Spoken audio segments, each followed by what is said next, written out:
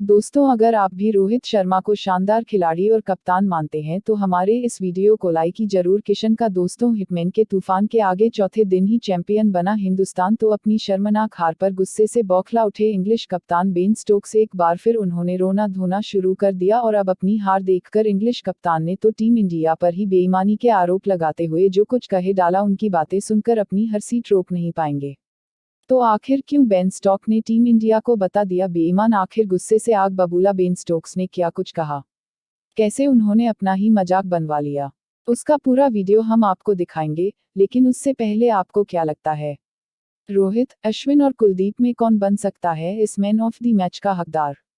Comment में जरूर बताएं। दोस्तों, धोनी के घर रांची के मैदान पर एक बार फिर अंग्रेजों के घमंड को टीम इंडिया ने लगभग 3 दिनों के भीतर ही पैरों तले कुचल के रख दिया था। जहां हिटमैन के आगे एक बार फिर अंग्रेज अपनी नाक रगड़ने पर मजबूर हुए। हालांकि ये इतना आसान नहीं था।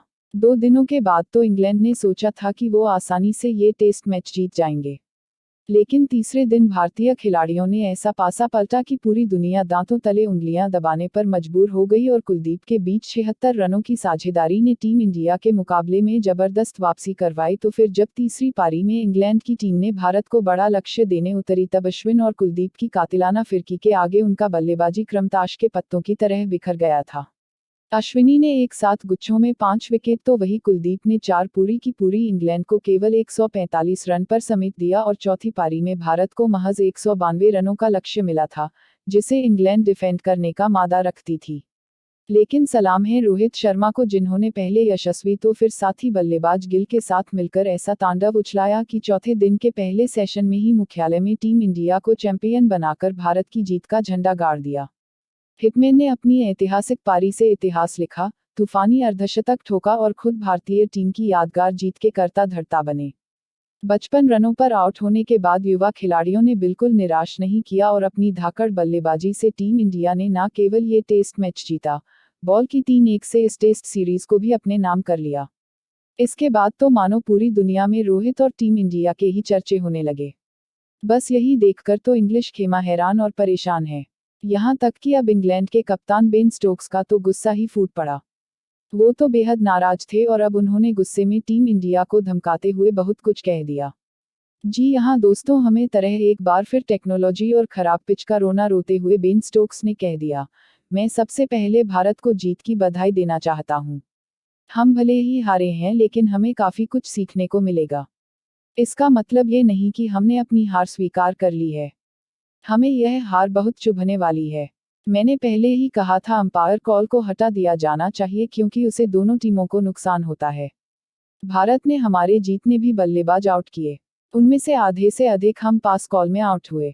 यदि ऐसा नहीं होता तो हमें आसानी से 300 से भी अधिक रन बना लिए होते और टीम इंडिया को हरा चुके होते।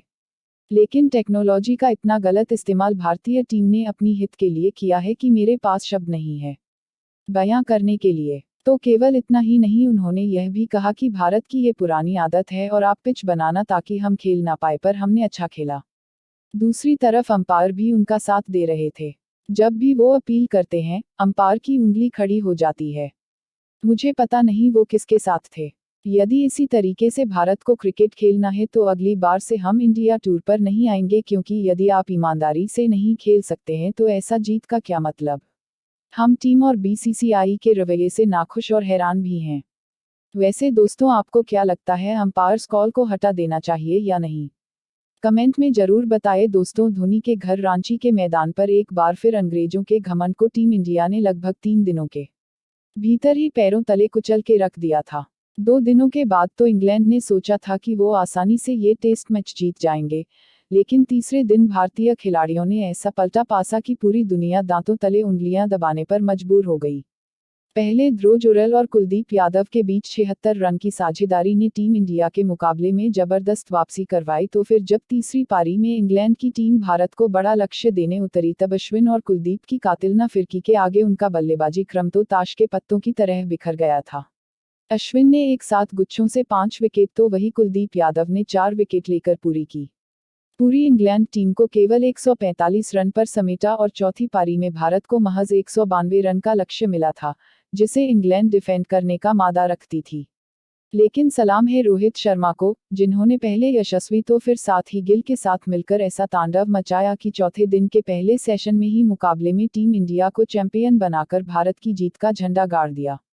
हिटमैन ने अपनी ऐतिहासिक पारी से इतिहास लिखा, तूफानी अर्धशतक ठोका और खुद भारतीय टीम की यादगार जीत के कर्ता धर्ता बने। उन्हीं की दाकर बल्लेबाजी का नतीजा था कि टीम इंडिया ने न केवल ये टेस्ट बल्लेबाज जीत बल्कि 3-1 से इस टेस्ट सीरीज को भी अपने नाम कर लिया।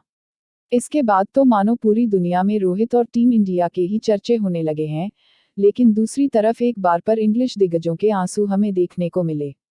जी हां दोस्तों, इंग्लैंड के हेड कोच ब्रैंडन मैकुलम ने कहा कि मुझे और भी किसी चीज से परेशानी नहीं है, लेकिन अंपायर कॉल को पूरी तरीके से खत्म कर देना चाहिए। यदि अंपायर भारत का साथ नहीं देते तो हम ये मैच जरूर जीतते, लेकिन टीम इंडिया को भी दांत देनी पड़ेगी। ध्रुव ने अच्छी परफॉर्मेंस के बाद अश्विन और कुलदीप ने पूरी तरीके से हमें आउटसाइड कर दिया और अंत में जब हमें विकेट लेने थे तब रोहित ने एक कप्तान के तौर पर बखूबी बल्लेबाजी की। हम इसमें से काफ़ी कुछ सीख कर जा रहे हैं, लेकिन फिर भी यह हार हमें काफ़ी चुभने वाली है। तो केवल वही नहीं,